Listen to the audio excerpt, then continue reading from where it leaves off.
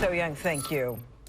Well, after Timbers' former head coach Gio Savarese was fired in August, the team has officially announced Phil Neville as the new head coach, but he is already receiving backlash from some Timbers fans. And today he addressed the media on controversial social media posts he made more than a decade ago. Fox 12's Paulina Aguilar has more on what he had to say. Phil Neville faced backlash from Timbers fans head on, saying that those tweets from 12 years ago were wrong then and they're wrong now.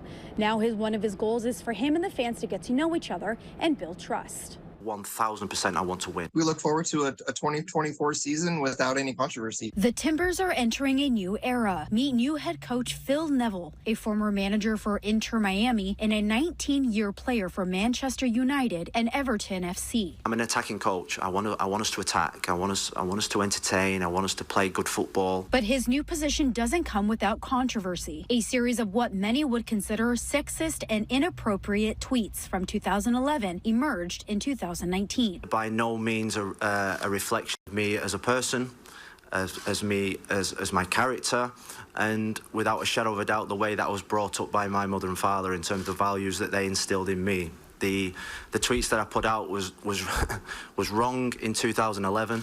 And they're wrong today. At the time when the tweets resurfaced, Neville was head coach of the England women's national team. Most incredible experience that I've had in football, really, in terms of learning about the obstacles, the challenges that females have in their lives, not just in sport.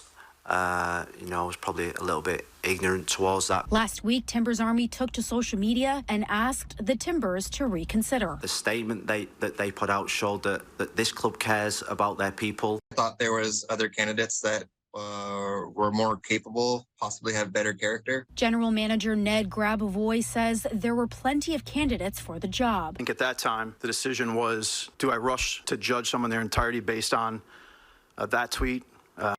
Or do we continue to try to go down a process, get to know that person a lot better through conversations? It's just not indicative of his character. Cerna believes Neville has a lot of work to do to win fans over and says it's all about communication. I want to meet them.